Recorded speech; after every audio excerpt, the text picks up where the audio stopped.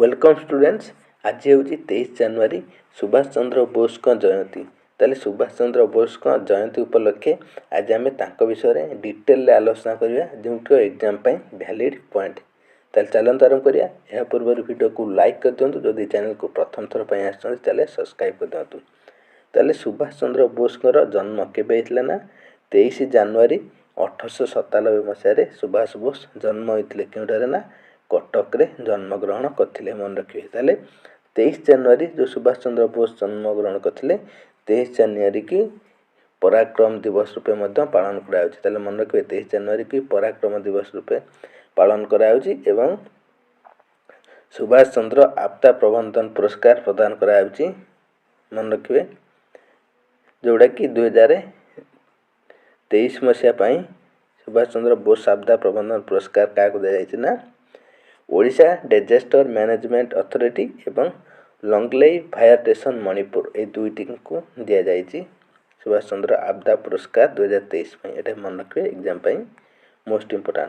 तापर सुभाष चंद्र बोस मृत्यु होता 18 अगस्त 1945 मसीह। क्यों मृत्यु होता ना Taipei city Taiwan Taipei city मृत्युवरण होता जोटा कि प्लेन क्रैश मृत्यु होता आपण समस्ते जानी। ताले सुभाष चंद्र बोस नाइक नेम थिला नेताजी। मन रखना नेताजी। ताले नाइक नेम नेताजी उपाधिटा किए देते ना हिटलर जर्मन शासक हिटलर तांको देथिले। मन रखिए ताले president of Indian national Congress ताले भारतीय जातीय कांग्रेस रो सभापति केबे होइतिले सुभाष बोस ना 18 जनवरी 1938 मसीह रु 29 अप्रैल 1939 मसीहा पर्यंत भारतीय जातीय कांग्रेस सभापति थे सुभाष चंद्र बोस एवं भारतीय जातीय कांग्रेस हरिपुर अधिवेशन में सुभाष चंद्र बोस निर्वाचित होते 1938 मसीह भारतीय जातीय कांग्रेस प्रेसिडेंट रूपे। ताले पॉलिटिकल पार्टी सुभाष चंद्र क्यों सब पॉलिटिकल पार्टी जॉइन कर देखते सुभाष चंद्र बोस गोटे ला इंडियन नेशनल कांग्रेस प्रथमे भारतीय जातीय कांग्रेस से थिले सुभाष चंद्र बोस तापरे फरवर्ड ब्लॉक यापर से फरवर्ड ब्लॉक रे मध्य फरवर्ड ब्लॉकटा निजे गठन करते। ये जो फरवर्ड ब्लॉकटा सुभाष चंद्र बोस निजस्व दल थिला एवं एटा से निजे गठन करथिले। प्रेसिडेंट ऑफ फरवर्ड ब्लॉक ताले से फरवर्ड ब्लॉक दल गठन करिया पर सुभाष चंद्र बोस यार सभापति रहितले 22 जून 1939 रु 16 जनवरी 1941 पर्यंत यार सभापति निजे सुभाष चंद्र बोस ही थिले। 5 मेयर ऑफ कलकत्ता ऑफिस ताले कलकत्तार पंचम मेयर रूप में सुभाष चंद्र बोस निर्वाचित होते 22 अगस्त 1930 रु 15 अप्रैल 1931 पर्यंत से कोलकातार मेयर थे सुभाष चंद्र बोस। ताले माँ का नाम थिला प्रभावती दत्त, बापा थिले जानकीनाथ बोस। मन रखिए बापा जानकीनाथ बोस और माँ थिले प्रभावती दत्त। इंपोर्टेंट पॉइंट्स ताले सुभाष चंद्र बोस समय किसी इंपोर्टेंट पॉइंट मन रखु।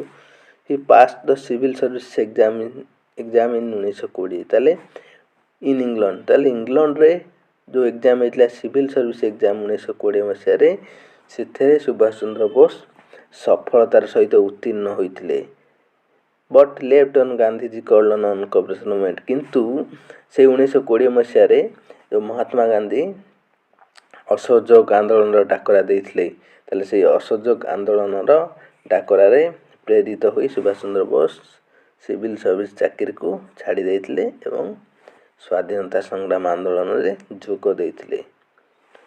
ही founded independence India league with Jawaharlal Nehru. आउ कौन करते ना सुभाष चंद्र बोस जवाहरलाल नेहरू सहित मिसिकी गोटे इंडिपेंडेंस इंडिया लीग गठन करते। मन रखिए exam important independence India league Subhash Chandra Bose एवं जवाहरलाल नेहरू मिसिकी गठन करते। He called Mahatma Gandhi father of nation ताले महात्मा गांधी को जातिर पिता कहीकि प्रथमे किए संबोधन करते सुभाष चंद्र बोस। मन रखिए जातिर पिता महात्मा गांधी को प्रथमे सुभाष चंद्र बोस ही कहते। Founded by Subhash Chandra Bose forward block 1939 मसीहा स्थापन करते सुभाष चंद्र बोस। सेपरी किसान सभा यहाँ भी सुभाष चंद्र बोस स्थापन कराई।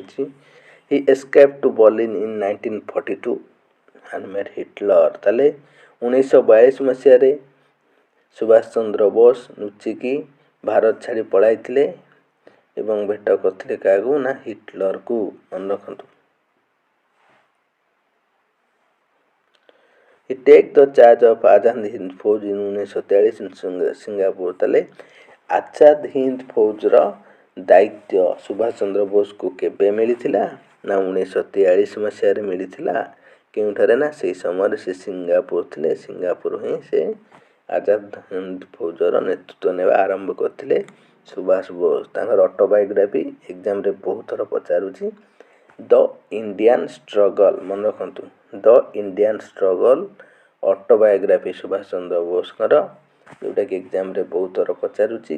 ଦ ଇଣ୍ଡିଆନ୍ ଷ୍ଟ୍ରଗଲ ପୁସ୍ତକ କିଏ ଲେଖିଛନ୍ତି ନା ସୁଭାଷ ଚନ୍ଦ୍ର ବୋଷ ଲେଖିଛନ୍ତି। ତାହେଲେ ଫେମସ୍ ସ୍ଲୋଗାନ ସୁଭାଷ ଚନ୍ଦ୍ର ବୋଷଙ୍କର ସବୁଠାରୁ ଲୋକପ୍ରିୟ ସ୍ଲୋଗାନ କ'ଣ ଥିଲା? ଜୟ ହିନ୍ଦ।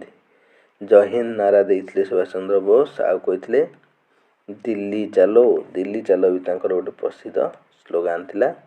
ଆଉ ଗୋଟେ ସବୁଠାରୁ ବେଷ୍ଟ ସ୍ଲୋଗାନ ହେଉଛି ମୋତେ ରକ୍ତ ଦିଅ ମୁଁ ତୁମକୁ ସ୍ୱାଧୀନତା ଦେବି। ଏକ୍ଜାମରେ ଏଇଟା ବହୁତ ଥର ପଚାରୁଛି, ମନେ ରଖିବେ। ତିନୋଟି ସ୍ଲୋଗାନ ହିଁ ଦେଇଥିଲେ ସୁଭାଷ ଚନ୍ଦ୍ର ବୋଷ। 1939ରେ ତ୍ରିପୁରୀ ମଧ୍ୟପ୍ରଦେଶର ଗୋଟେ ଜାଗା ଅଛି ତ୍ରିପୁରୀ, ସେଇଠି ଭାରତୀୟ ଜାତୀୟ କଂଗ୍ରେସର ଅଧିବେଶନ ବସିଥିଲା ଏବଂ ଏହି ତ୍ରିପୁରୀ ଅଧିବେଶନରେ ସୁଭାଷ ଚନ୍ଦ୍ର ବୋଷ ଦ୍ୱିତୀୟ ଥର ପାଇଁ ଭାରତୀୟ ଜାତୀୟ କଂଗ୍ରେସର ସଭାପତି ରୂପେ ନିର୍ବାଚିତ ହୋଇଥିଲେ। ତାହେଲେ ଏଇ ଯେଉଁ ନିର୍ବାଚିତ ହେବା ପରେ ସୁଭାଷ ଚନ୍ଦ୍ର ବୋଷ କାହାକୁ ହରାଇଥିଲେ ନା ପଟ୍ଟାମୀ ସିଦ୍ଧରମୈୟାଙ୍କୁ ହରାଇ ଦେଇଥିଲେ। ତାହେଲେ ପଟ୍ଟାମୀ ସିଦ୍ଧରମୈୟା କିଏ ନା ମହାତ୍ମା ଗାନ୍ଧୀ ତାଙ୍କୁ ଛିଡ଼ା କରିଥିଲେ। କାହାକୁ ନା ପଟ୍ଟାମୀ ସିଦ୍ଧରମୈୟା। ଯେହେତୁ ମହାତ୍ମା ଗାନ୍ଧୀଙ୍କ କ୍ୟାଣ୍ଡିଡେଟ୍ ହାରିଗଲେ, ତେଣୁ ବିଜୟ ଲାଭ ପରେ ସୁଭାଷ ଚନ୍ଦ୍ର ବୋଷ କ'ଣ କରିଥିଲେ ନା ଆଶୀର୍ବାଦ ନେବା ପାଇଁ ମହାତ୍ମା ଗାନ୍ଧୀଙ୍କ ପାଖକୁ ଯାଇଥିଲେ ଏବଂ କିଛି ଉପଦେଶ ଗ୍ରହଣ କରିବା ପାଇଁ। କିନ୍ତୁ ମହାତ୍ମା ଗାନ୍ଧୀ ଏତେ ରାଗି ଯାଇଥିଲେ, ତାଙ୍କୁ କିଛି ଉପଦେଶ ଦେଇନଥିଲେ। ତେଣୁ ମହାତ୍ମା ଗାନ୍ଧୀଙ୍କୁ ଅସହଯୋଗ କରିବାରୁ ସୁଭାଷ ଚନ୍ଦ୍ର ବୋଷ ସେଥିରୁ କ୍ଷୁବ୍ଧ ହୋଇକି 1939 ମସିହାରେ ଭାରତୀୟ ଜାତୀୟ କଂଗ୍ରେସରୁ ଇସ୍ତଫା ଦେଇଥିଲେ ଏବଂ ଇସ୍ତଫା ଦେଇସାରିଲା ପରେ ସେ ନିଜସ୍ୱ ଗୋଟେ ଦଳ ଫରୱାର୍ଡ଼ ବ୍ଲକ ସ୍ଥାପନ କରିଥିଲେ। ଏଇଟା ମନେ ରଖିବେ। ଏଇ ଯେଉଁ ଘଟଣାଟାକୁ କହିଲି, ଏଇ ଘଟଣାଟାକୁ ତ୍ରିପୁରୀ ସଙ୍କଟ ନାମରେ ମଧ୍ୟ ଜଣାଯାଏ। ତାହେଲେ ଏକ୍ଜାମରେ ପଚାରିଦେବ ତ୍ରିପୁରୀ ସଙ୍କଟ କ'ଣ, ଯେଉଁଟା କହିଲି ଆପଣମାନେ ଇଜିଲି ବୁଝିପାରିଥିବେ। ତାପରେ ଦେଖନ୍ତୁ Hitler gave title Netaji Subhash Chandra Bose. ତାହେଲେ ନେତାଜୀଙ୍କୁ ସୁଭାଷ ଚନ୍ଦ୍ର ବୋଷଙ୍କୁ ଯେଉଁ ନେତାଜୀ ଟାଇଟେଲ୍ଟା କିଏ ଦେଇଥିଲେ? ଏଇ ଦେଇଥିଲେ ଆମର ହିଟଲର ସାହେବ। Hitler. Subhash Chandra Bose founded the free India legion army in Germany. ଏଇଟା ମୋଷ୍ଟ ଇମ୍ପୋର୍ଟାଣ୍ଟ। ଜର୍ମାନୀରେ ଇଣ୍ଡିଆନ୍ ଲେଜିଅନ୍ ଆର୍ମି ଜର୍ମାନୀରେ ସୁଭାଷ ଚନ୍ଦ୍ର ବୋଷ ଗଠନ କରିଥିଲେ।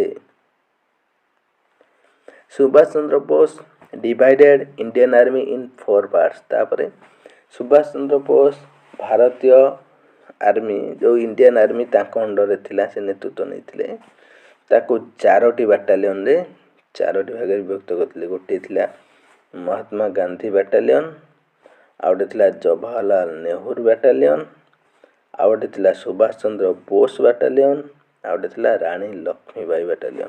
ତାହେଲେ ମନେ ରଖିବେ ଏ 4ଟି ବାଟାଲିୟନରେ ଭାରତୀୟ ଆର୍ମିକୁ ବିଭକ୍ତ କରିଥିଲେ ସୁଭାଷ ଚନ୍ଦ୍ର ବୋଷ। ତାଙ୍କ ଅଣ୍ଡରରେ ଯେଉଁ ଆର୍ମି ଥିଲା ତାକୁ Mahatma Gandhi battalion, Jawaharlal Nehru battalion, Subhash Chandra Bose battalion, Rani Lakshmibai battalion.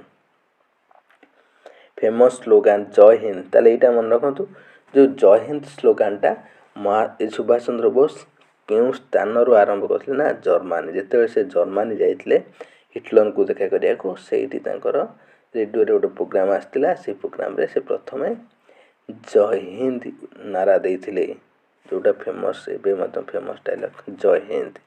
ସେହିପରି ଦିଲ୍ଲୀ ଚାଲୋ।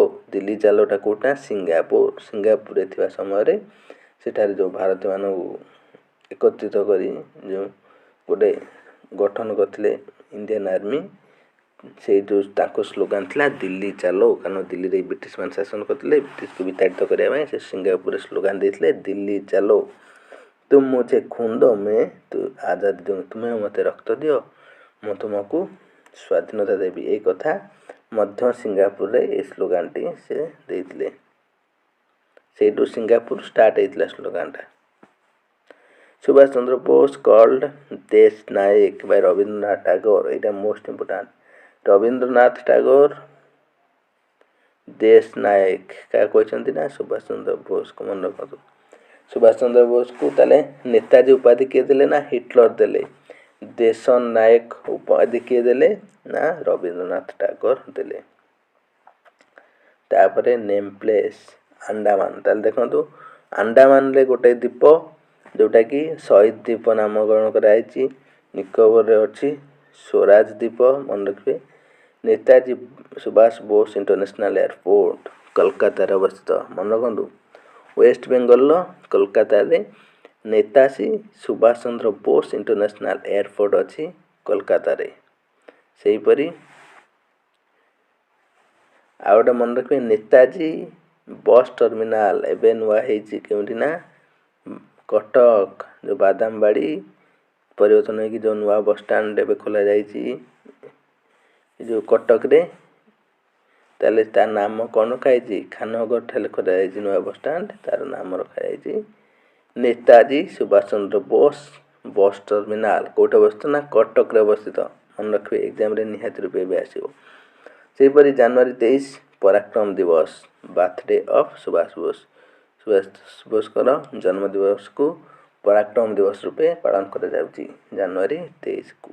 ସେହିପରି ସୁଭାଷ ଚନ୍ଦ୍ର ବୋଷ आपदा प्रबंधन पुरस्कार गिवेन 23 ଜାନୁଆରୀରେ ସୁଭାଷ ଚନ୍ଦ୍ର ବୋଷ आपदा प्रबंधन पुरस्कार ଦିଆଯାଉଛି। ତାହେଲେ ଯେଉଁ ସୁଭାଷ ଚନ୍ଦ୍ର ବୋଷ आपदा प्रबंधन पुरस्कार ଦିଆଯାଉଛି ତାହେଲେ ଏଟାକୁ କିଏ ଦେଉଛି ନା ଭାରତ ସରକାରଙ୍କ ଦ୍ୱାରା ଦିଆଯାଉଛି ମନେ ରଖନ୍ତୁ। ତାହେଲେ ପ୍ରଥମ ଥର ପାଇଁ 2019 ମସିହାରୁ ଆରମ୍ଭ ହୋଇଛି ସୁଭାଷ ଚନ୍ଦ୍ର ବୋଷ आपदा प्रबंधन पुरस्कार ଏବଂ ଶେଷ ଥର ପାଇଁ 2023 ମସିହାରେ ଦିଆଯାଇଛି। 2023 ମସିହାରେ କାହାକୁ ଦିଆଯାଇଛି ଲଙ୍ଗଲେଇ ଫାୟାର ଷ୍ଟେସନ ମଣିପୁରକୁ ଏବଂ disaster management authority Odisha disaster management ଅଥରିଟିକୁ ଦିଆଯାଇଛି। ତାହେଲେ ଏହି ପୁରସ୍କାରରେ ଯେଉଁ ଗୋଟେ ଅନୁଷ୍ଠାନକୁ ଦିଆଯାଏ ଯିଏକି ଡିଜାଷ୍ଟର ଉପରେ ଭଲ କାର୍ଯ୍ୟ କରିଥାଏ, ମାନେ ଲୋକମାନଙ୍କୁ ବିପଦରେ ସାହାଯ୍ୟ କରିଥାଏ, ବିପତ୍ତି ସମୟରେ ତାକୁ ଦିଆଯାଏ। ତାହେଲେ ଯେଉଁ ଗୋଟେ ଅନୁଷ୍ଠାନକୁ ଦିଆଯାଇଥାଏ କେତେ ନା 51 ଲକ୍ଷ ଟଙ୍କାର ପ୍ରାଇଜ୍ ମନି ଦିଆଯାଇଥାଏ। ସେହିପରି ପ୍ରତ୍ୟେକ ଇଣ୍ଡିଭିଜୁଆଲକୁ ଯେଉଁ ଗୋଟେ ଦିଆଯାଇଥାଏ ତାଙ୍କୁ 5 ଲକ୍ଷ ଟଙ୍କା ଦିଆଯାଇଥାଏ। ଇଣ୍ଡିଭିଜୁଆଲି ଜଣକୁ ଦିଆଯାଇଥାଏ ଯିଏକି ଡିଜାଷ୍ଟର କ୍ଷେତ୍ରରେ ବହୁତ ଭଲ କାର୍ଯ୍ୟ କରିଥାନ୍ତି। ଧନ୍ୟବାଦ ଫ୍ରେଣ୍ଡସ୍। ଏଭଳି ନୂଆ ନୂଆ ଭିଡ଼ିଓ ପାଇବା ଆମ ଚ୍ୟାନେଲକୁ ଲାଇକ୍ ସବସ୍କ୍ରାଇବ୍ ସେୟାର କରନ୍ତୁ। Thanks for watching. Take care.